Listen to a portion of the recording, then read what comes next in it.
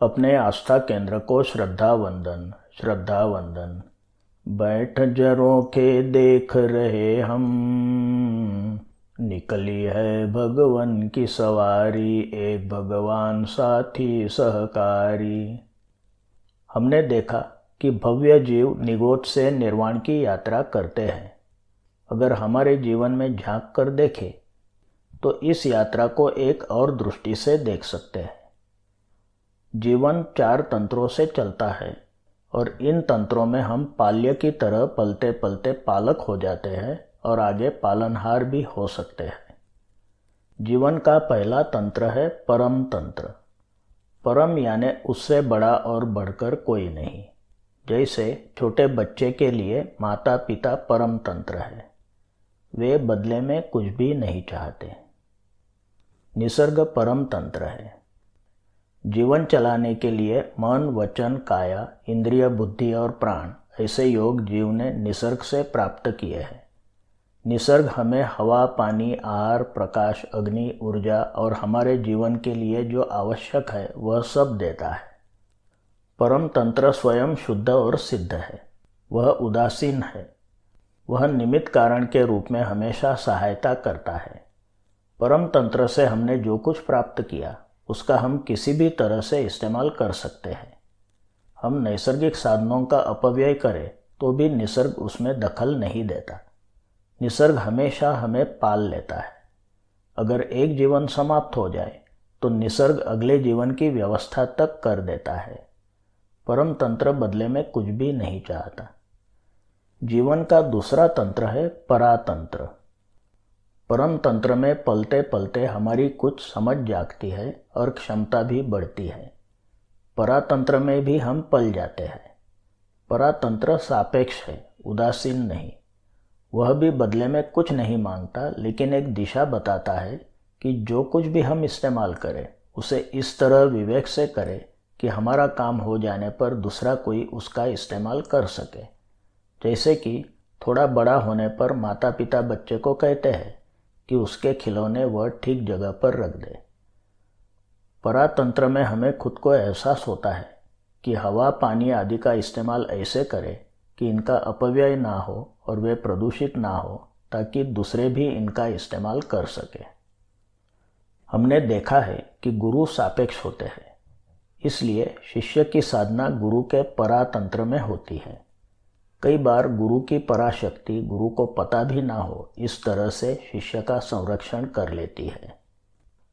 जीवन का तीसरा तंत्र है परतंत्र। परम और परातंत्रों में पलते पलते हमारी समझ और क्षमता और आगे बढ़ते हैं। अब मात्र लेते रहने के बदले हम बदले में कुछ देने का भाव रखते हैं। परतंत्र अपेक्षा रखता है कि कुछ लिया है तो हम भी बदले में कुछ दें। जैसे बच्चा बड़ा होते जाता है तो माता पिता के काम में कुछ हाथ बटाने लगता है। बाल्य दशा में परम, परा और पर तंत्रों में हम अधिकांश किसी पर अधीन रहते हैं। हमारा अधिकांश जीवन परम, परा और पर तंत्रों की कृपा से चलता है। जीवन का चौथा तंत्र है स्वतंत्र। परम, परा और पर तंत्रों में पलते पलते हमारी समझ और क्षमता बढ़ते जाते हैं। कुछ निर्णय हम अपने ही बलबूते पर ले सकते हैं। स्वतंत्र में हमारी अधीनता घटती जाती है। हमारी फ्री विल प्रकट होती है। काफ़ी सारी संभावनाओं का विचार करके हम निर्णय चुन सकते हैं। ध्यान रहे कि जब तक जीवन है तब तक हम संपूर्णतया स्वतंत्र नहीं हो सकते, क्योंकि जीवन चलाने की ज़रूरतों के लिए निसर्ग के परम तंत्र की आवश्यकता तो रहेगी ही। पलते पलते स्वतंत्र तक पहुंच जाए तो हम अधीन से प्रमाण की ओर प्रगति कर सकते हैं। यहाँ हमारी पालक दशा शुरू होती है। पालक दशा में पहले हम किसी और के लिए परतंत्र बनते हैं।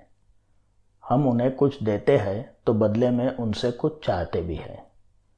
जैसे हमारी क्षमता बढ़ती है वैसे हम दूसरों के लिए परातंत्र बनते हैं।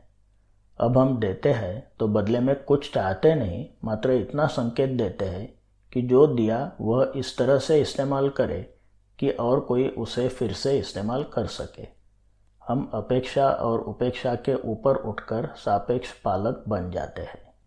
इसके भी आगे हम किसी के लिए परम तंत्र बनते हैं। यह हमारी पालक से पालनहार होने की अवस्था होती है। अब हम मात्र देते जाते हैं, बदले में कुछ भी नहीं चाहते, फिर चाहे जो दिया उसका कैसे भी इस्तेमाल क्यों ना किया गया हो। सिद्ध, बुद्ध और मुक्त जीव निसर्गमय हो जाते हैं, पालनहार हो जाते हैं।